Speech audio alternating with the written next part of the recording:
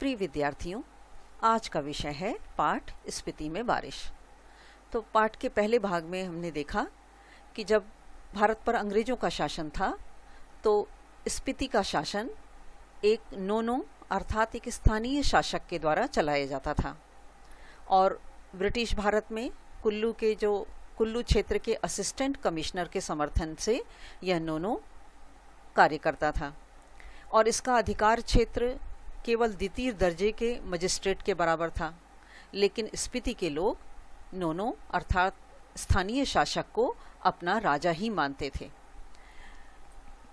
तो प्रस्तुत है पाठ का दूसरा भाग। तो 1873 में स्पीति रेगुलेशन पास हुआ। 1873 में स्पीति का कानून पास हुआ और इसके तहत लाहौल और स्पीति को विशेष दर्जा दिया गया। तो 1873 में जो स्पीति में के लिए विशेष कानून पास हुआ तो लाहौल और स्पीति को विशेष दर्जा दिया गया और ब्रिटिश भारत के अन्य कानून यहाँ पर लागू नहीं होते थे और रेगुलेशन के अधीन प्रशासन के अधिकार नोनो को दिए गए। यानी जो कानून पास हुआ उस कानून के अंतर्गत प्रशासन का अधिकार सब नोनो स्थानीय शासक को दे दिया गया और जिससे वह मालगुजारी इकट्ठा करना, मालगुजारी यानी कर टैक्स इकट्ठा कर सके और छोटे छोटे फौजदारी के मुकदमों का फैसला कर सके, यानी जो मारपीट के मुकदमे उनका फैसला कर सके, ये अधिकार नोनो को दे दिए गए। उसके ऊपर के जो मामले होते थे वह सब कमिश्नर के पास वह नोनो के द्वारा भेज दिया जाता था। उन दिनों लाहौल स्पीति का वृत्तांत कांगड़ा जिले के अंतर्गत कुल्लू तहसील में मिलता है और स्वराज्य के बाद यानी अंग्रेजों का जब शासन था तो लाहौल स्पीति का जो भी वर्णन है वह कांगड़ा जिला है उसके अंतर्गत कुल्लू तहसील में इसका वर्णन मिलता है। और जब स्वराज्य हुआ, भारत स्वतंत्र हुआ, तब 1960 में लाहौल स्पीति पंजाब राज्य के अंतर्गत एक अलग जिला बना दिया गया और जिसका केंद्र केलंग में है। तो 1966 में जब हिमाचल प्रदेश राज्य बना तो लाहौल स्पीति उसका सबसे ऊपरी छोर का जिला हो गया, सबसे ऊंचाई पर स्थित जिला हो गया हिमाचल प्रदेश का। और यह देश का सबसे अधिक दुर्गम क्षेत्र है क्योंकि यहाँ पर जाना अत्यंत कठिन है। तो स्पीति 31.42 और 32.59 अक्षांश उत्तर में और 77.26 और 78.42 पूर्व देशांतर के बीच में स्थित है और यह चारों ओर से ऊंचे ऊंचे पहाड़ों का कैदी है, अर्थात चारों ओर से स्पीति ऊंचे ऊंचे पहाड़ों से घिरा हुआ है और इन पहाड़ों की औसत ऊंचाई जो है वह 18,000 फीट है और यह पहाड़ उसे पूरब में तिब्बत, पश्चिम में लाहौल, दक्षिण में किन्नौर और उत्तर में लद्दाख से अलग करते हैं। यानी स्पीति के चारों ओर पहाड़ हैं जो उसे विभिन्न क्षेत्रों से अलग कर देते हैं। इसकी मुख्य घाटी इसी नाम की स्पीति नदी की घाटी है। यहाँ पर स्पीति नाम की नदी बहती है तो मुख्य घाटी इसी स्पीति नदी के नाम पर है। स्पीति पश्चिमी हिमालय में लगभग 16,000 फीट की ऊंचाई से निकलकर पूरब में तिब्बत में बहती है और वहां से स्पीति में आती है। स्पीति से बहकर वह पुराने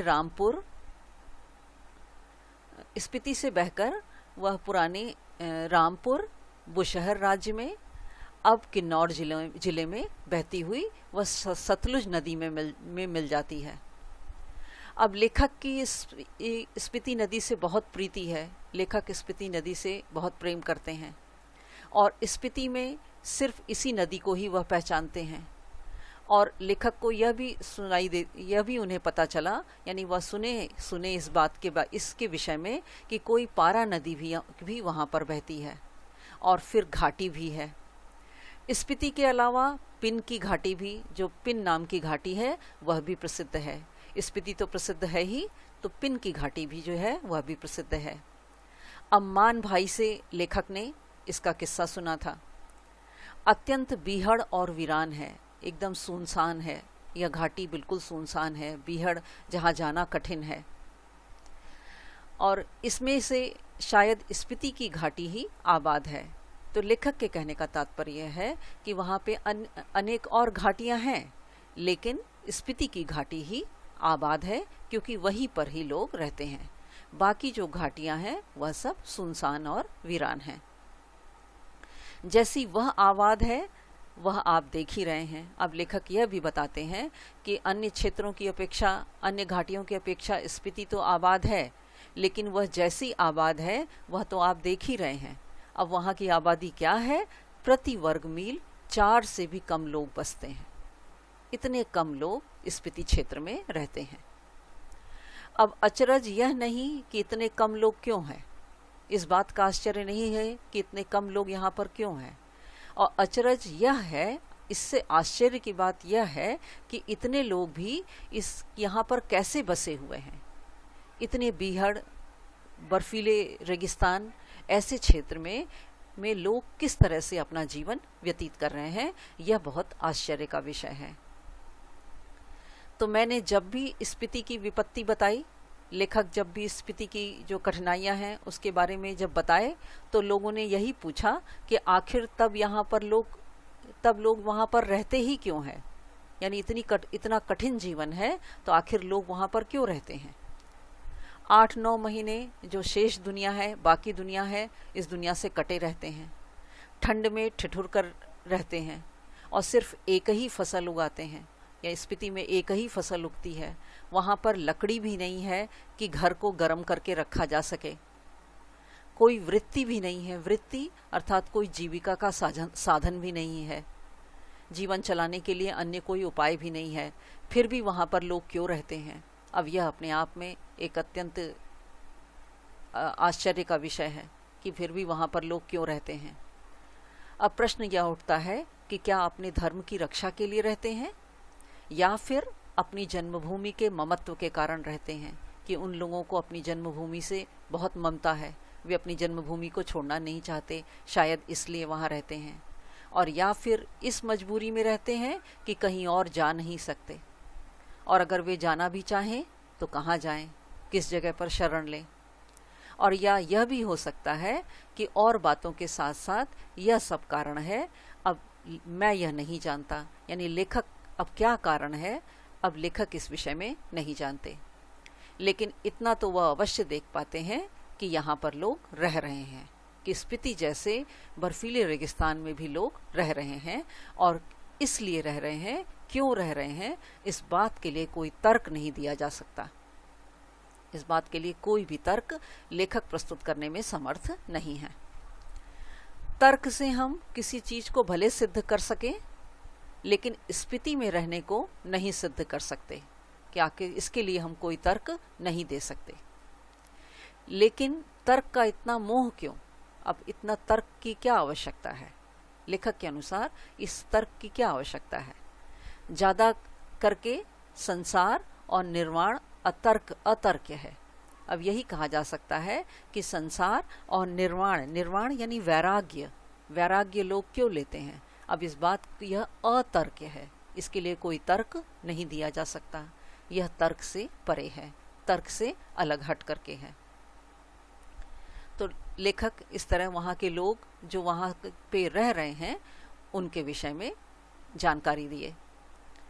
अब लेखक आगे कहते हैं कि स्पीति नदी के साथ साथ मेरा थोड़ा परिचय स्पीति के पहाड़ों का भी है। लेखक स्पीति नदी को तो जानते ही हैं, स्पीति के पहाड़ों से भी परिचित हैं। स्पीति के पहाड़ लाहुल क्षेत्र से ज़्यादा ऊंचे हैं और एकदम नंगे, अर्थात वहाँ पर वो सिर्फ पथरीले पहाड़ हैं और भव्य अर्थात बहुत विशाल पहाड़ हैं। और इनके सिरों पर जो पहाड़ों की जो सिरे ऊंचाई है, ऊपरी छोर पर स्पीति के नर नारियों का आर्तनाद जमा हुआ है। आर्तनाद यानी उनकी पीड़ा। जो स्पीति के नर नारी हैं, वहाँ के स्त्री पुरुष हैं, उनकी पीड़ा जमी हुई है। वहाँ पर शिव का अट्टहास नहीं है। उन पहाड़ों पर शंकर जी का अट्टहास यानी जोर से हंसना, शंकर जी की हंसी नहीं है वहाँ पर, बल्कि हिम का आर्तनाद है। बर्फ की पीड़ा वहाँ पर दबी हुई है, छिपी हुई है। बर्फ की पीड़ा वहाँ पर फैली हुई है। वहाँ ठिठुरन है, बर्फ की ठिठुरन है, बर्फ की गलन है और व्यथा है। वहाँ पर दुख है, दुख का वातावरण है। अब इस व्यथा की कथा इन पहाड़ों की ऊंचाई के आंकड़ों में नहीं कही जा सकती। यह जो दुख का भाव है वहाँ पर, वह इन पहाड़ों की ऊंचाई के जो आंकड़े हैं उनसे इस दुख की कथा को व्यक्त नहीं किया जा सकता। फिर भी जो सुंदरता को इंच में मापने के अभ्यासी हैं, यानी थोड़ी थोड़ी छोटी छोटी वस्तुओं में भी जो सुंदरता खोजने वाले लोग हैं, ऐसे लोग वे भला पहाड़ को कैसे बख्श सकते हैं? वो लोग पहाड़ को नहीं छोड़ सकते, अर्थात वे पहाड़ में भी सौंदर्य खोज लेते हैं। तो जो लोग सुंदरता को खोजने वाले हैं, ऐसे लोग पहाड़ों को भी नहीं छोड़ते। वे पहाड़ों में भी, वीरान पहाड़ों में भी सुंदरता खोज लेते हैं। तो ऐसे लोग यह जान लें कि स्पीति मध्य हिमालय की घाटी है। तो उनके लिए जो लोग पहाड़ों में भी सौंदर्य खोजते हैं, उनको लेखक यह कहना चाहते हैं कि स्पीति जो है वो मध्य हिमालय की घाटी है, हिमालय का मध्य है, मध्य भाग है। और जिसे वे हिमालय जानते हैं, यानी जो पर्यटक जिसको हिमालय कहते हैं, जहाँ पर पहाड़ों में स्केटिंग करना, सौंदर्य प्रतियोगिता होती है, आइसक्रीम, छोले भटूरे का कुल्लू मनाली, शिमला, मसूरी, नैनीताल, श्रीनगर, यह सब जो हिमालय का जो क्षेत्र है, यह सब हिमालय नहीं है, बल्कि यह सब हिमालय का तलुआ है। तलुआ यानी पैर का तलवा है। यानी ये क्षेत्र जो पहाड़ी जहाँ पर पर्यटक जाते हैं, जहाँ आनंद मनाते हैं, घूमते हैं, जैसे शिमला, मसूरी, नैनीताल, श्रीनगर आदि, यह सब हिमालय नहीं है, बल्कि हिमालय का तलवा है, यानी हिमालय का एकदम नीचे का हिस्सा है। शिवालिक या पीर पंचाल या ऐसा ही कुछ उसका नाम है, और यह तलहटी है। तलहटी एकदम तल है हिमालय का के नीचे का हिस्सा है ये एकदम। अब रोहतांग जोत के पार मध्य हिमालय है। तो रोहतांग यानी जो कुल्लू मनाली क्षेत्र से ऊपर रोहतांग दर्रा है, तो वहीं से ही मध्य हिमालय प्रारंभ है, और इसमें ही लाहौल स्पीति की घाटियाँ हैं। तो इसी मध्य हिमालय में लाहौल स्पीति की घाटियाँ हैं। इन घाटियों की औसत ऊंचाई नापी गई है, और श्री कनिंघम ने के अनुसार यह लाहौल की समुद्र की सतह से ऊंचाई 10,535 फीट है, और स्पीति की 12,986 फीट है, यानी लगभग 13,000 फीट तो औसत ऊंचाई है। इतनी ऊंचाई पर है। और मध्य हिमालय की जो श्रेणियां, जो पर्वत श्रृंखलाएं स्पीति को घेरे हुए हैं, जो पहाड़ स्पीति को चारों ओर से घेरे हुए हैं, उनमें से जो उत्तर में है, उत्तर दिशा में है, उसे 12 लाचा श्रेणियों का विस्तार कहा जा सकता है। और 12 लाचा नामक दर्रे की ऊंचाई का अनुमान 16,221 फीट से लगाकर 16,500 फीट तक का लगाया गया है। और इस पर्वत श्रेणी में 2 चोटियों की ऊंचाई 21,000 फीट से भी अधिक है। और दक्षिण में जो पर्वत श्रेणियां हैं वह माने श्रेणी कहलाती हैं, उन्हें माने श्रेणी कहा जाता है।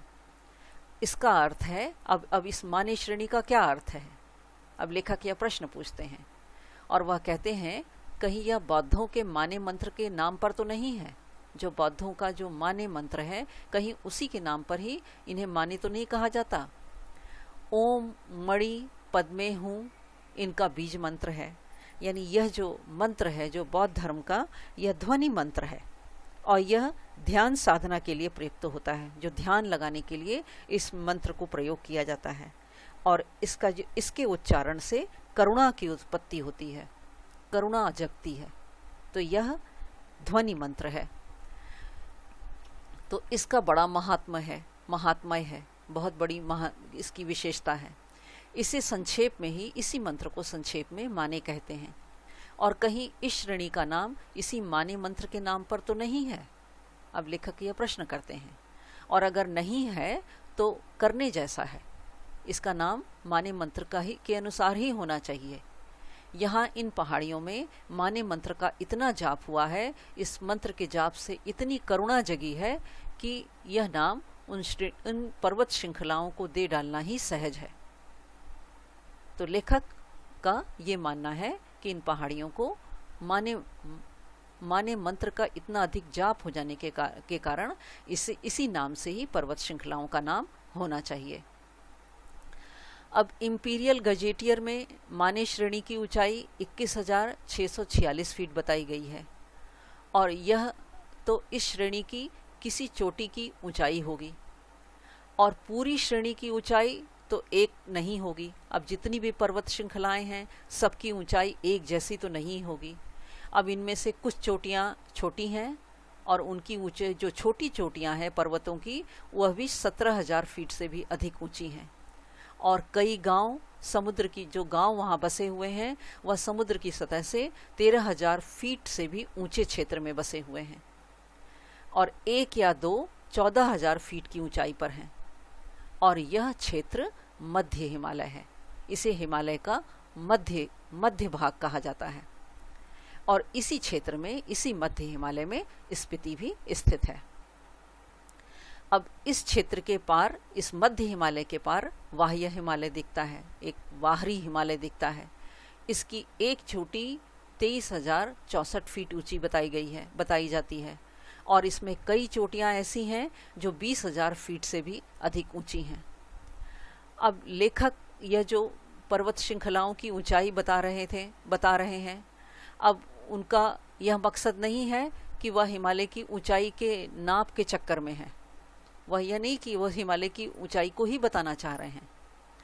तो लेखक कहते हैं कि मैं ऊंचाई के माप के चक्कर में नहीं हूँ, न इनसे होड़ लगाने के पक्ष में हूँ, यानी इन ऊंचाइयों को छूना, इन ऊंचाइयों तक पहुँच पाना, इनको टक्कर देना, इसके पक्ष में भी लेखक नहीं है। वह तो एक बार लोसर में जो कर लिया सो बस है, यानी लेखक एक बार लोसर क्षेत्र में बहुत ऊंची पहाड़ की चोटी पर गए थे, और बस एक बार के बाद ही फिर वह पहाड़ों से की ऊंचाइयों को टक्कर देने के पक्ष में नहीं थे। और क्योंकि उनका मानना था, और यह सत्य है, कि इन ऊंचाइयों से होड़ लगाना मृत्यु है। इन पहाड़ों की ऊंचाइयों, उनकी चोटियों पर पहुंचना मृत्यु को निमंत्रण देना है। हाँ, कभी कभी उनका मान मर्दन करना मर्द और औरत की शान है, यानी ऐसे स्त्री और पुरुष जो पहाड़ों की यात्रा पर जाते हैं, जो ऊंची पहाड़ों की चोटियों पर पहुंचते हैं, ऐसे लोगों के लिए इन पहाड़ों का मान मर्दन करना, इन ऊंचाइयों के, पहाड़ों की ऊंचाइयों के घमंड को तोड़ना उन स्त्री और पुरुषों की शान है। यानी तो लेखक सोचते हैं कि देश और दुनिया के मैदानों से और पहाड़ों से युवक युवतियां यहाँ पर आएं, और यहाँ पर आने से पहले जो स्वयं अपने अहंकार को गलाएं। यदि उनके अंदर अहंकार की भावना है तो पहले उस अहंकार को नष्ट करें, और फिर इसके बाद इन ऊंचे ऊंचे पहाड़ों की चोटियों पर पहुंचकर इन चोटियों के अहंकार को चूर करें। तो लेखक यह चाहते हैं कि पर्वतारोही जो दुनिया के मैदानों से और पहाड़ों से युवक युवतियां पर्वतारोही यहाँ पर आएं, और इन पहाड़ों की चोटियों पर पहुंचकर इन पहाड़ों के अहंकार को चूर चूर करें, और उस आनंद का अनुभव करें जो साहस और कुव्वत यानी बल, ताकत से यौवन में ही प्राप्त होता है। यौवन में, युवावस्था में ही इस बल और साहस से ही इस पहाड़ों की चोटियों पर पहुंचने का आनंद प्राप्त किया जा सकता है। अहंकार का ही मामला नहीं है, यह सिर्फ घमंड करना इसका मामला नहीं है। ये माने की चोटियां बूढ़े लामाओं के जाप से उदास हो गई हैं। जो वहाँ पर बूढ़े लामा रहते हैं, बौद्ध धर्म के जो अनुयायी हैं, वे जो माने मंत्र का जाप करते हैं जिससे करुणा जगती है, उस करुण मंत्र से ये चोटियाँ उदासी के भाव से भर गई हैं। और यदि यहाँ पर युवक युवतियाँ पहुँचेंगे और वे किलोल करें, किलोल यानी हास्य करें, आनंद मनोरंजन करें, तो ये चोटियाँ हर्षित हों, ताकि यहाँ का भी वातावरण आनंद से युक्त हो। तो लेखक ये चाहते हैं कि युवक युवतियाँ, पर्यटक यहाँ पर पहुँचें, और उनके हंसी मजाक और आनंद से यह जो क्षेत्र करुणा से भर गया है, वह भी जो है उसमें भी आनंद का भाव जग जाए।